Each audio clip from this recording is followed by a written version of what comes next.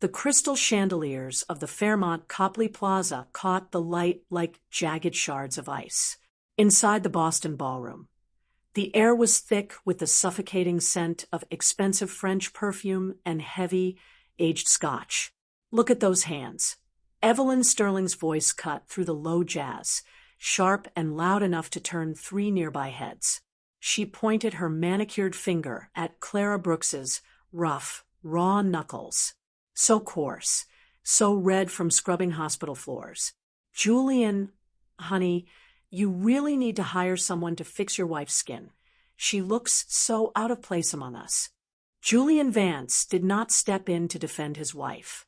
Instead, he slowly swirled his whiskey glass, his eyes cold and distant as he stared at the cheap citizen watch on Clara's wrist.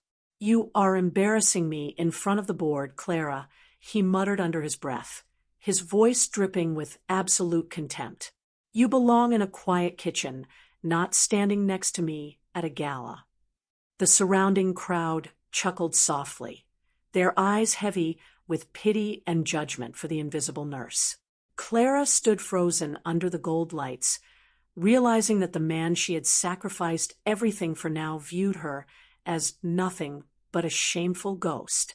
But to understand the true weight of this cold ballroom betrayal, we must first go back to where the silence actually began. 2 days earlier, the Boston sky was a dull, heavy gray that threatened to pour. Clara sat in the driver's seat of her worn sedan, her fingers tightly gripping the steering wheel.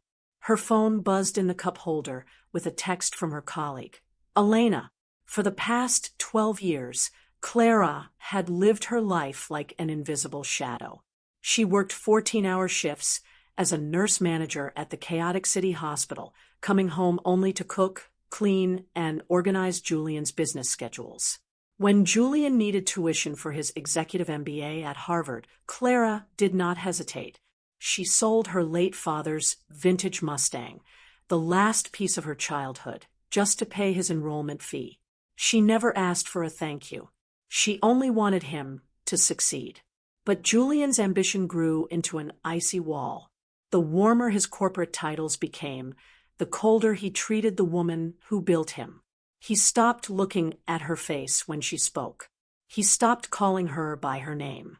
He treated her like an unpaid housekeeper who happened to share his address. Yet there was a secret brewing under that gray Boston sky that Julian knew nothing about. 2 days before the gala, the hospital network's board of trustees had made a final, unanimous decision. They had quietly signed the paperwork to appoint Clara as the new regional director of healthcare services.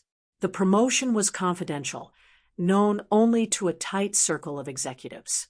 With one stroke of a pen, Clara was handed the sole authority to approve all regional medical supply contracts, a massive state project worth $450 million. She did not brag. She did not change her tone. At the exact same time, a second storm was gathering in the financial district.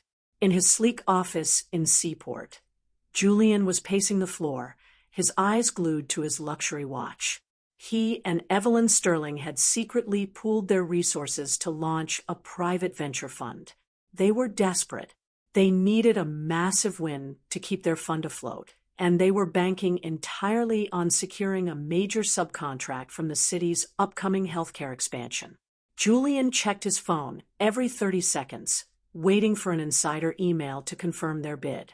He believed Evelyn's high society family was his golden ticket to the top. He had already packed 2 leather suitcases and moved into a luxury condo near the harbor, leaving Clara alone in their old apartment without a formal goodbye. He believed he had successfully outrun his past. He believed he was stepping into a world of pure gold, completely unaware that the invisible wife he left behind was now holding the keys to his entire future. Clara stood frozen and isolated in the middle of the ballroom, watching Julian's retreating back as his fingers intertwined with Evelyn's. Instead of crying, her rough hands tightened their grip on her handbag, and the loud, chaotic jazz around her began to fade into a dull hum. She took a deep, steady breath, staring straight into the empty space ahead, marking the exact moment she finally accepted that this marriage was dead. The silence of the empty apartment tasted like cold ash. Clara pushed the heavy oak door shut, the click of the lock echoing down the dark, narrow hallway. The air inside smelled faintly of Julian's expensive sandalwood cologne, a lingering ghost of a man who had already moved on. She walked into the bedroom. The closet doors hung wide open. Only empty wooden hangers remained, rattling softly against each other in the draft. Julian had cleared his shelves completely. He had left no note, no explanation, only a scattering of dust where his leather suitcases used to sit.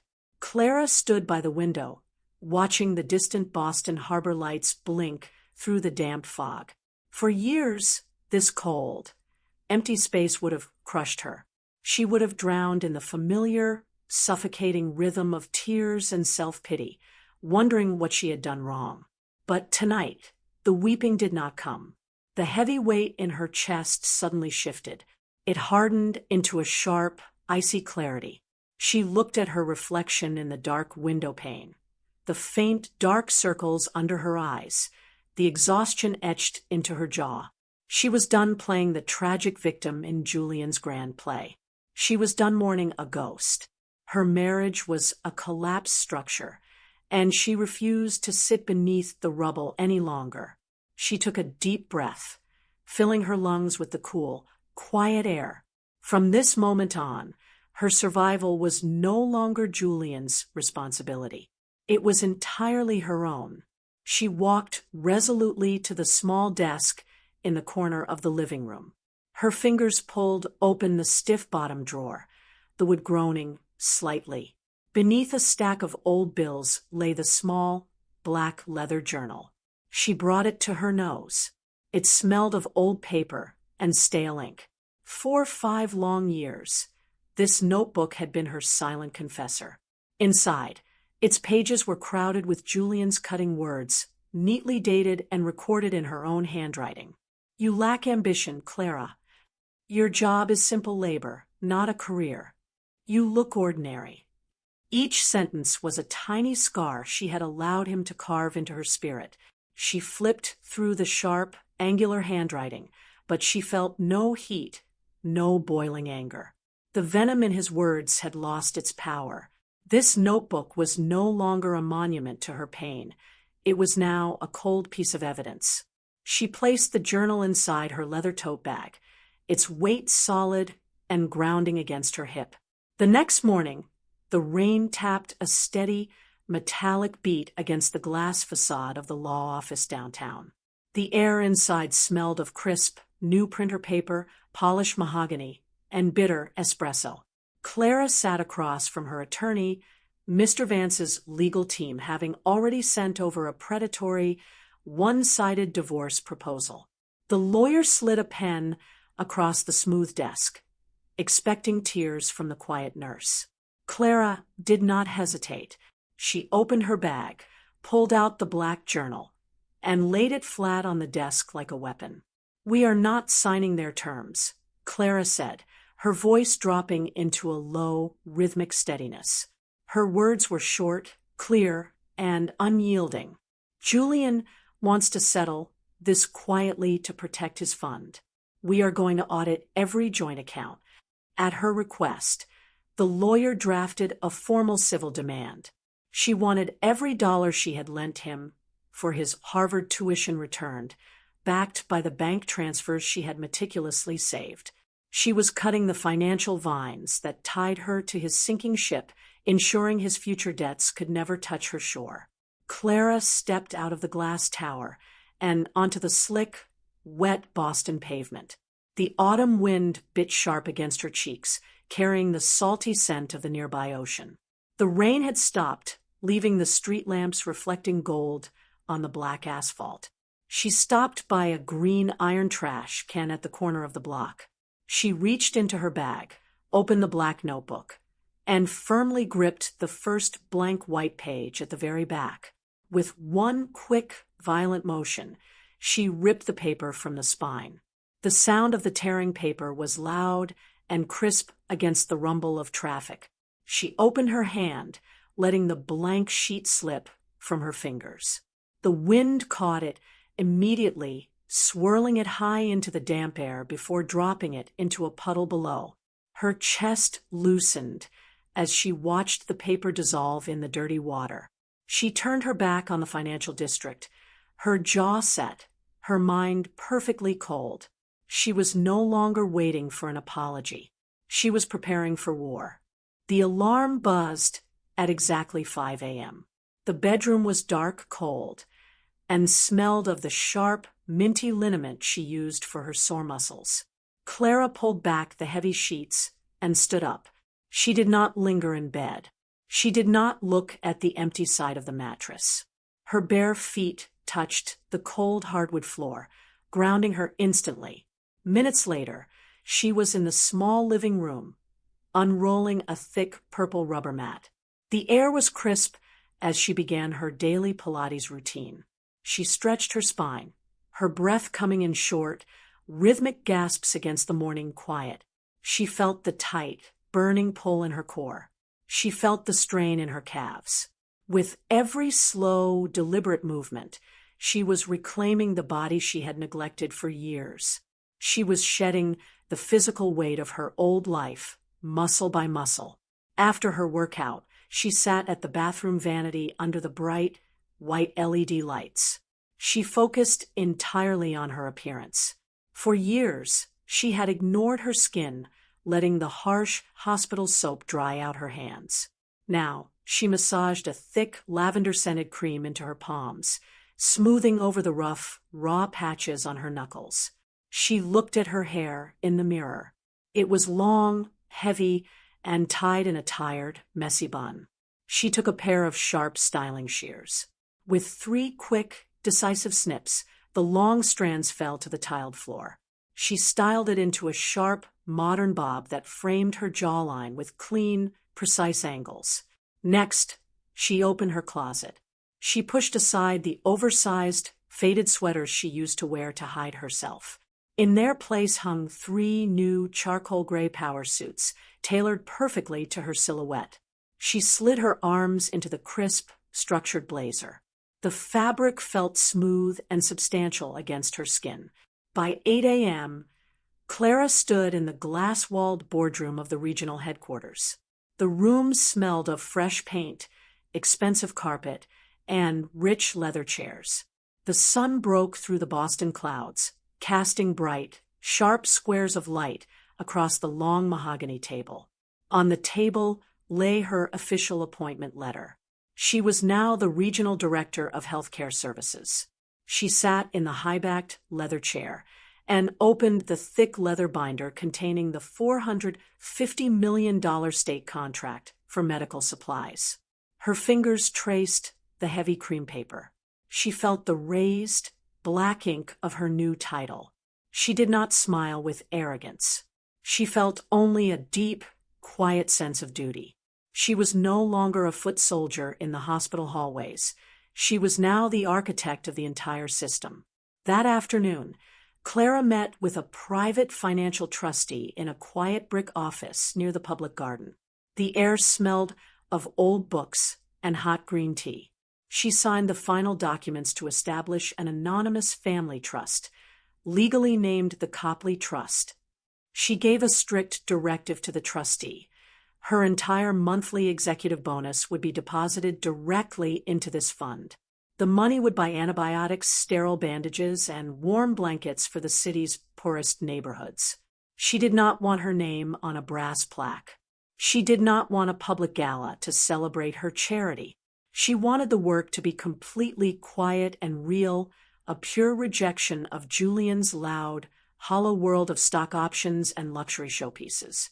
Clara stood in front of the full-length mirror in her new executive office, adjusting the silver cufflinks on her tailored black suit.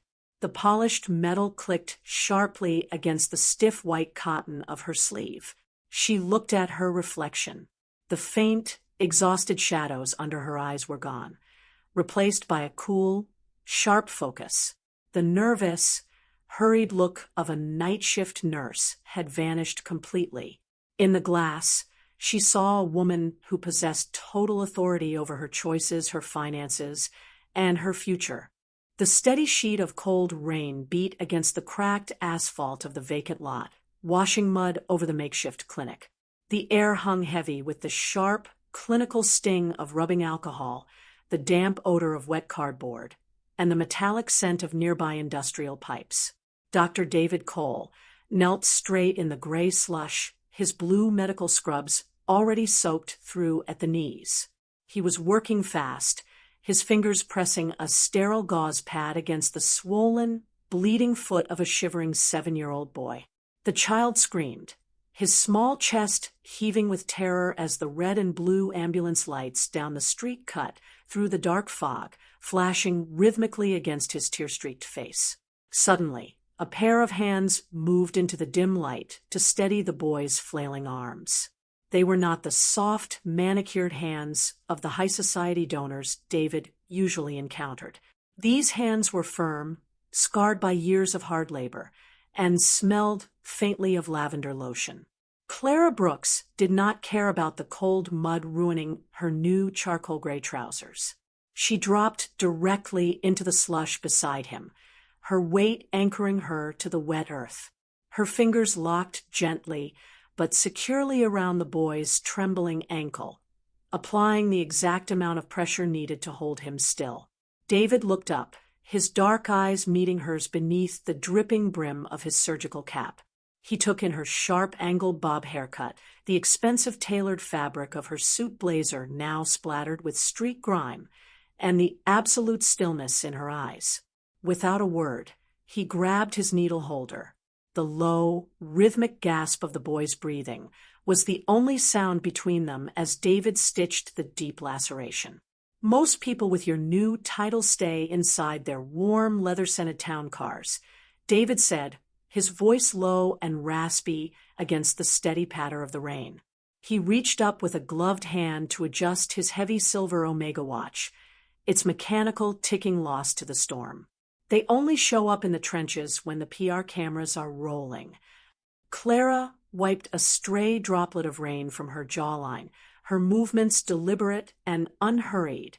"I am not most people, doctor," she replied, her voice clipping short, clear, and perfectly steady. An unspoken understanding locked between them right there in the mud. It was a silent bond built not on corporate metrics or wealth, but on a shared deep reverence for the quiet, invisible work of human healing. Meanwhile, 3 miles away, a completely different kind of desperation was rotting the glass towers of the financial district. In his high-rise office overlooking the dark harbor, Julian Vance stood rigid by the floor-to-ceiling windows. The air around him was suffocating, thick with the scent of stale espresso and the bitter odor of his own nervous sweat. His luxury hublet watch ticked loudly against the silence of the room, sounding less like a status symbol and more like a countdown timer. On his massive mahogany desk, the numbers on the dual computer screens were flashing an aggressive, unforgiving red. The private venture fund he secretly shared with Evelyn Sterling was hemorrhaging cash after 3 consecutive, reckless market trades. They were hours away from total margin calls and public ruin. Their only lifeline, the single thread keeping them from bankruptcy, was the city's upcoming $450 million healthcare expansion contract.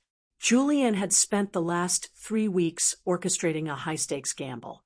Operating through a front company named Vanguard Logistics, he had submitted a fraudulent subcontract bid pact with inflated margins and falsified vendor identification codes. He had already wired tens of thousands of dollars into offshore shell accounts, attempting to grease the palms of lower-level hospital consultants to bypass the standard auditing process. He checked his phone every 10 seconds, his knuckles turning chalk white against the leather casing. He was completely certain that his web of deception was flawless. He believed he was just one automated email away from saving his empire, completely blind to the fact that the invisible wife he had mocked and discarded was the very person who now held the keys to the state treasury. Later that evening, the storm outside settled into a quiet, ominous drizzle. Clara sat alone in her dark executive office at the regional healthcare headquarters. The only illumination came from the sharp green glow of her desk lamp, casting long, geometric shadows across the polished hardwood floor. The room smelled of new leather and fresh print toner. On the center of the desk sat the thick manila folder labeled Vanguard Logistics. She opened it. The crisp, heavy paper crackled under her touch. Her eyes, trained by years of spotting subtle errors in chaotic emergency rooms, scanned the dense rows of financial tables.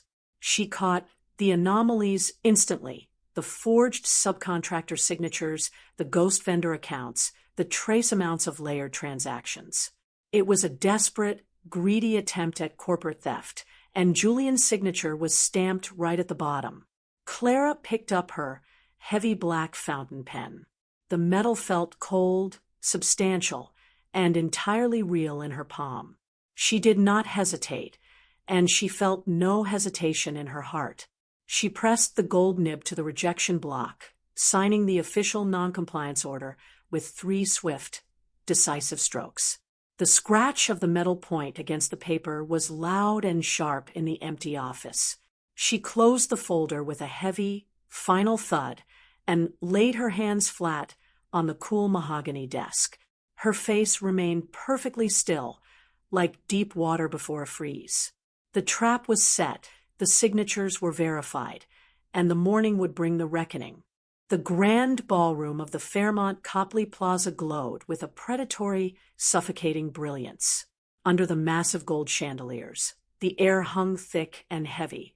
A toxic, expensive cocktail of white lily centerpieces, stale Cuban cigar smoke, the bitter undertone of aged scotch, and the sharp, burning bubbles of vintage champagne poured into endless rows of crystal flutes.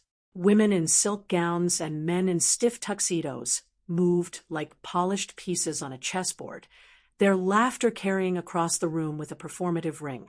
Every sound was loud, hollow, and rehearsed. Clara Brooks walked slowly near the perimeter of the room, her silhouette standing out sharply against the glittering blur of the crowd. Her charcoal gray suit, meticulously tailored with clean, geometric lines, fit her like modern armor. Her short, sharp bob haircut caught the glare of the lights, framing a face that had grown perfectly calm, perfectly still. Her rough hands, no longer hidden in the pockets of oversized cardigans, rested lightly by her side. She didn't look like a woman hiding from a storm.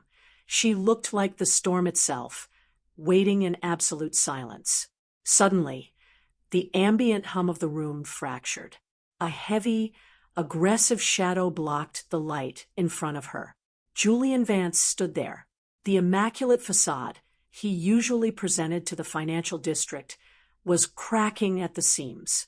His silk tie was slightly crooked, his jaw was clenched so hard the muscles jumped beneath his skin, and his eyes were bloodshot, burning with a frantic, desperate fury. Beside him, Evelyn Sterling leaned in, her body draped in designer emerald silk, her manicured fingers clutching a diamond-encrusted clutch so tightly her knuckles were white. Her lips were curled into a sneer that smelled faintly of expensive gin and raw malice. Julian didn't waste a single second on pleasantries. With a swift, violent motion, he thrust his arm forward, slapping a thick stack of heavy white papers directly against Clara's chest. The sharp, echoing smack of paper striking the crisp fabric of her suit blazer cut through the low, brassy notes of the live jazz band. A few people nearby paused, their champagne glasses hovering halfway to their mouths. "Sign it, Clara," Julian hissed. His voice did not shout. It dropped into a vicious, low hum that vibrated with pure venom. The sour scent of high-proof bourbon rolled off his breath, staining the clean air between them. "It is a unilateral divorce decree. You are signing it tonight, and you are leaving this marriage exactly the way you entered it, with absolutely nothing. My legal team has structured this perfectly. A low-class, night shift nurse doesn't get to touch a single penny of my venture fund's assets. You helped with nothing. You built nothing. Evelyn let out a laugh, a shrill, metallic sound that grated against the crystal chandeliers above. She stepped closer, her perfume invading Clara's space like an aggressive wave. Did you really think you could buy your way into our world, Clara? Did you think trailing behind a trauma surgeon at these charity events would suddenly make you one of us? Look at you. You are still just a servant in a rented suit. You spent 12 years folding his laundry, and now you think you belong at the high table? Sign the papers and run back to your hospital floors before you embarrass yourself any further. Clara did not flinch. She did not lower her eyes. She stood perfectly rooted to the marble floor, watching the two of them scream into the void. The sting of their words, which would have crushed her spirit only months ago, now hit a vast, solid wall of absolute indifference. It was like watching a theatrical play performed by actors she no longer knew. From the shadow of a massive Corinthian marble pillar behind Julian, Dr. David Cole stepped into the light. The silver face of his Omega watch glinted sharply under the gold chandeliers, its steady, silent movement reflecting the calm energy he brought into the space. David did not raise his voice. He did not rush. He simply adjusted the cuffs of his dark tuxedo, stepping up right beside Clara, his physical presence large, cool, and grounding.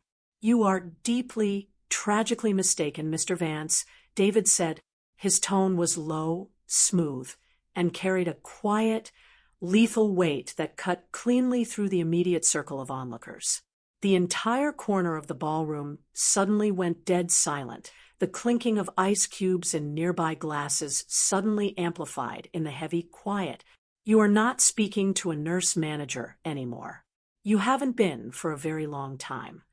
Julian turned his head sharply, his eyes narrowing as he looked at David. "This is private family business, doctor. Step back.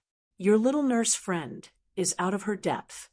"No, Julian," David replied, a faint, cold smile touching the edge of his lips.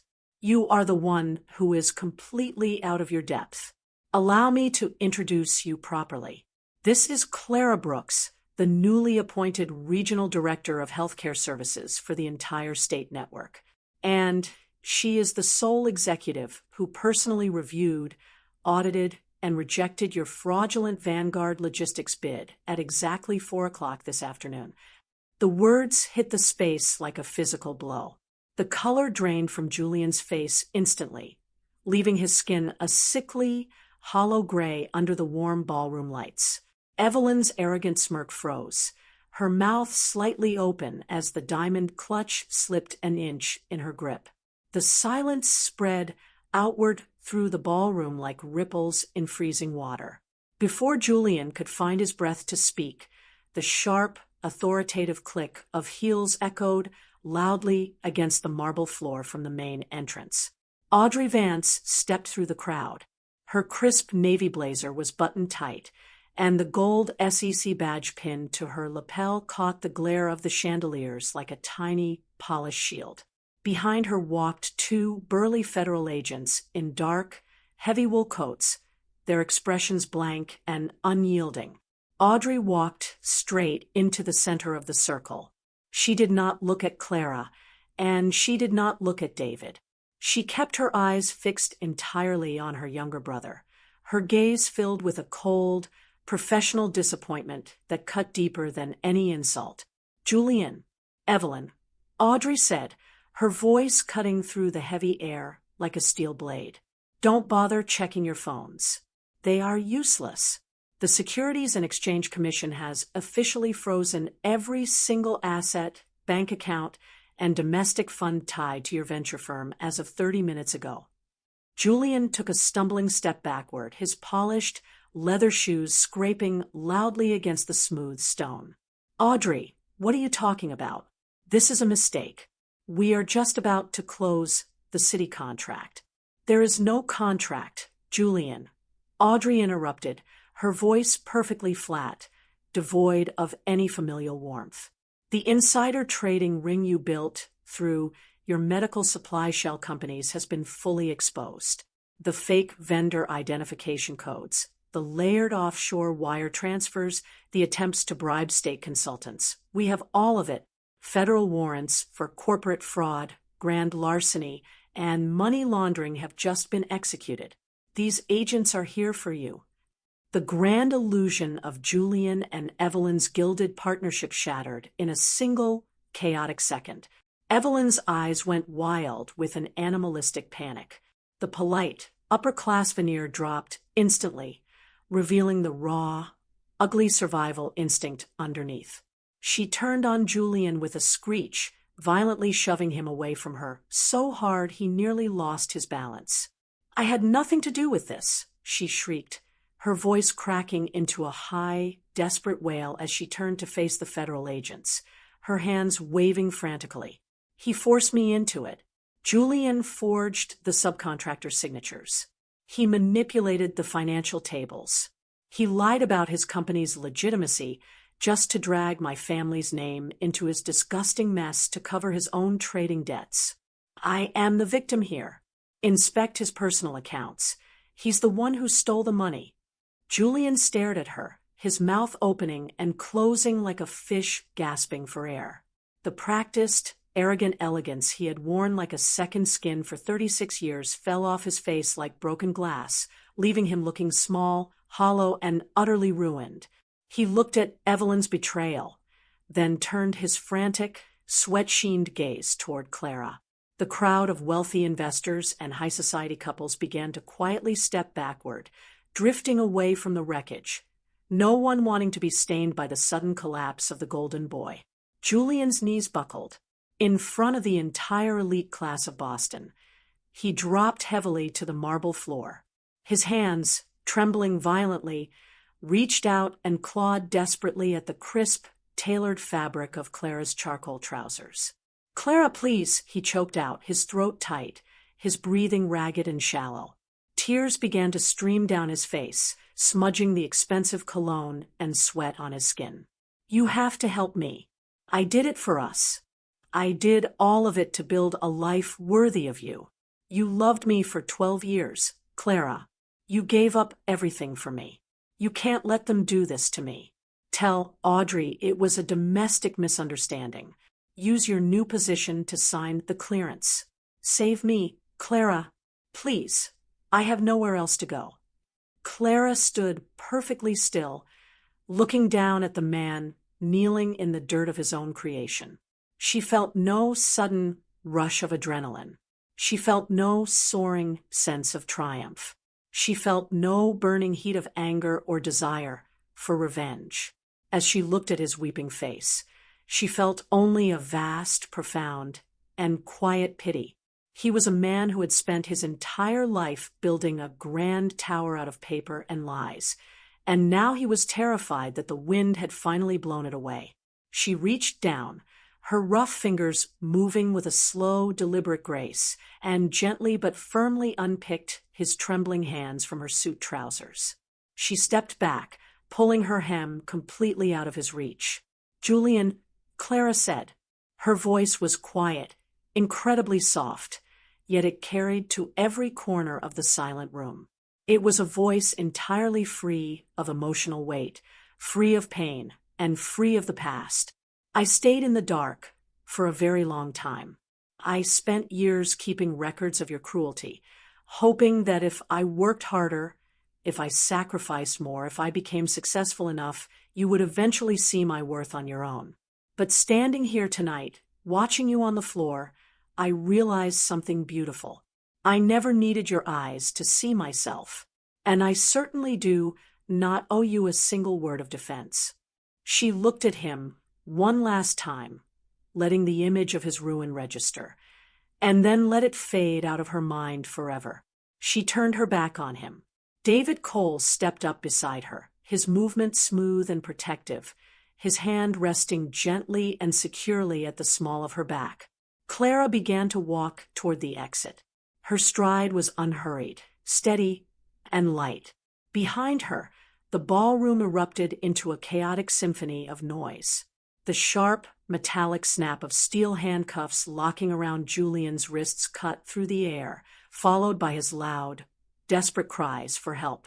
Evelyn was shouting curses at the feds as they led her toward the service elevators. The whispers of the crowd rose like the buzzing of 1,000 insects. Clara walked right through the center of it all, her head held high, her eyes fixed entirely on the exit. She pushed through the heavy, brass-framed revolving doors of the Fairmont Hotel, the warm, suffocating air of the ballroom instantly cut off behind her. She stepped out onto the wide, wet Boston pavement. The cool, crisp autumn night air rushed into her lungs, smelling cleanly of fresh rain, damp cobblestones, and the sharp, salty tang of the Atlantic Ocean blowing in from the harbor. The city lights stretched out before her, gold and red reflections dancing on the wet asphalt like spilled ink. David stood beside her, his shoulder brushing hers in the cool night. Clara closed her eyes for a brief second, feeling the wind lift the short edges of her hair. The heavy, invisible chains of a 12-year marriage had not just been broken, they had dissolved into the night air.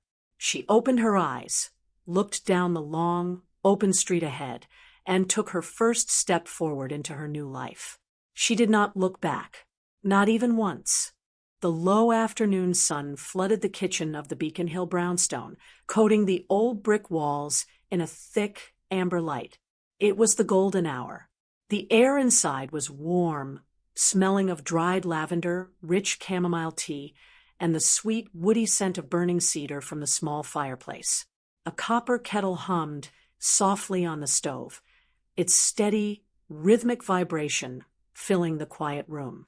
Clara Brooks stood by the bay window, a heavy ceramic mug resting warm between her palms. Outside, the autumn wind shook the amber leaves of the oak trees, sending them swirling down into the smooth, gray ripples of the Charles River. Everything was steady. Everything was calm. A sharp, brief buzz cut through the quiet. Her smartphone vibrated against the dark wood of the kitchen island. Clara glanced down. The screen illuminated, displaying a long block of text from an unsaved number. It was Julian, writing from a federal detention facility. The text was packed with frantic apologies, broken promises of reform, and desperate pleas for her legal mercy.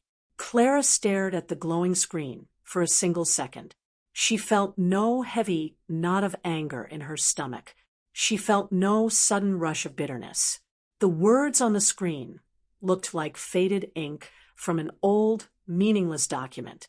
With a slow, fluid motion, she reached out and flipped the phone face down onto the smooth counter. The screen went dark, and the silence returned to the kitchen. Some chapters did not need an angry argument to close.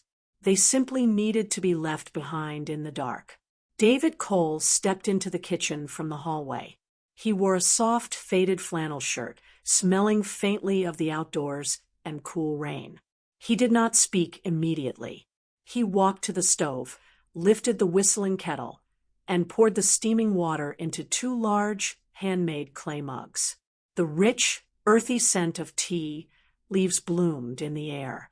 He walked over to the table and set the mugs down on the thick oak wood, right next to a folder of new blueprints for the Beacon Trust. Clara turned away from the window and sat down across from him. She reached into her leather bag, pulled out the black leather journal, and laid it flat on the table. The binding was worn, its edges scuffed from years of hiding in dark drawers. David looked at it, then looked at her face, his dark eyes steady and completely silent. He did not ask questions. He simply pushed one of the warm clay mugs closer to her hand. Clara picked up the book. She walked to the small brick fireplace in the corner of the room. She opened the cover, looking at the angular handwriting one last time, then tossed the notebook directly onto the glowing embers. The dry paper caught instantly. A bright, orange flame licked the black leather, and the pages curled inward, turning into thin flakes of silver ash. The white smoke rose straight up into the chimney, carrying 5 years of recorded insults away with the wind. The heat of the fire radiated against her skin, warming her cheeks and hands. She felt a physical lightness spread through her chest, as if a heavy iron vest had finally been unbuckled from her shoulders. She walked back to the oak table and sat down next to David. She took a slow sip of the hot tea, letting the warmth settle in her throat. They opened the folder on the table. David pointed to a map of the city's lower-income districts, showing 3 new locations for their mobile medical clinics. "We start building the foundations next week," David said, his voice low, clear, and grounded. Clara looked at the blueprints, then looked at her hands. Her knuckles were still marked by a few faint, rough patches from her years in the emergency room, but they were relaxed now, resting comfortably on the table. She looked at David's calm profile, then looked out the window as the last rays of the sun dipped below the horizon, painting the sky in deep shades of violet and gold. She was no longer the invisible shadow, waiting for a cruel man to notice her presence. She was the director of her own life, the builder of her own peace. She leaned her head gently against David's shoulder, her eyes fixed on the darkening river. She had built a world that no longer needed anyone's permission to exist. She was finally completely home. All shadows must fade before the truth, and every pain is simply the start of a beautiful rebirth. Always remember, the right to write a new chapter of your life is forever in your hands. Please like, share, and subscribe if this story resonated with you. Hope to see you on the next page.